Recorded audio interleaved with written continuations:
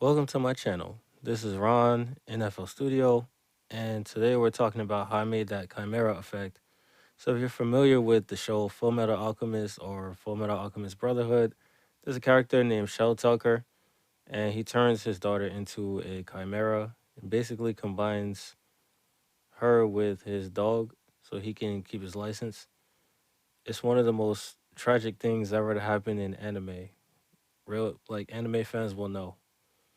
So I decided for fun at some point that I would just try to replicate that voice. So that's what I'm going to show you, the steps of how I did it.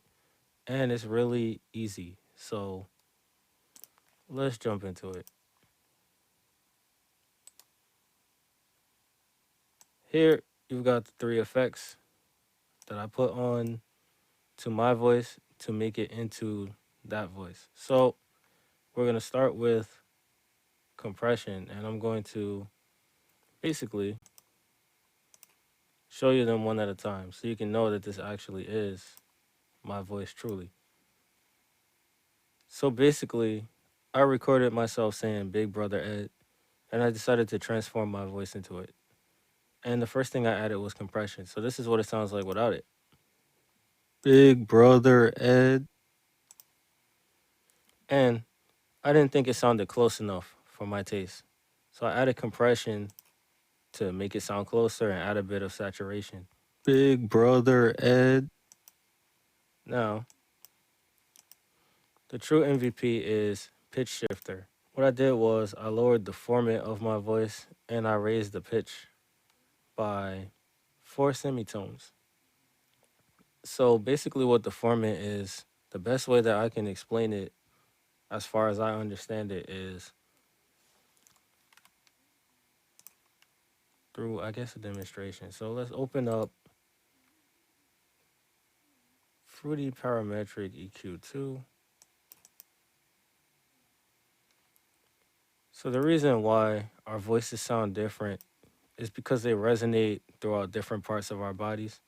So a formant is produced by the particular way that your voice resonates, and it causes certain frequencies to be higher or lower. And that basically is what we do with EQ. So you might say that the format of your voice is sort of an EQ curve, you know? So what would differ your voice from my voice and also determine where boxiness and nasality are is the format of your voice. So like my voice, for example, it sounds the most clear right here. It sounds boxy right here. And it also sounds a little bit boxy right here. And somewhere around here, it can sound nasal sometimes too. And such things are the result of the format that makes certain frequencies stand out in your voice. So the pitch shifting plugin, like this one, when it's set to the voice algorithm, or like Vocal Bender by Waves, because I mentioned that I didn't use it because it's kind of a CPU hog, but I felt like this was going to be simpler. So anything that can change the format of your voice is a plugin that you can use to achieve this effect. And obviously, you're going to make it sound the way you want it to sound. And let's say if I was like female, I might not have to raise my voice to sound a higher pitch, you know? But either way, you would likely have to lower the format. So when I added the pitch shifter, I did those two things and I played around with it until it sounded good. And I've set the mix to 100%. So with that and the compression, it sounds like this. Big Brother Ed. Big Brother Ed. So now I was kind of satisfied with it like that. Because, like I said, this is a really easy thing to do. But then I decided to do one more thing that was kind of experimental.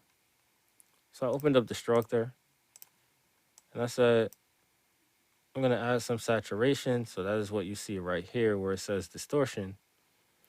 And I've been experimenting with using like guitar cabinets or amp sounds. And Destructor is full of them. So that's what the speaker part of it does. You know, like you've got these four things: distortion, filter, chorus, and speaker. That's what a speaker is. It is the cabinets and the amp sounds that they took from Fruity Convolver. And they sound really interesting when you put them on vocals. So I've been testing that out lately to see what I like. And then, of course, I picked one that doesn't take away all the high frequencies away because this is my voice. So if I was to take them all, you wouldn't be able to understand the words. And to some degree, that's the purpose of saturation as well, is to add higher harmonics. So with those two things, there could be like S's that stand out. So I put a low pass filter. And the idea was to make it sound a little bit more dreary because this is supposed to be a sad character.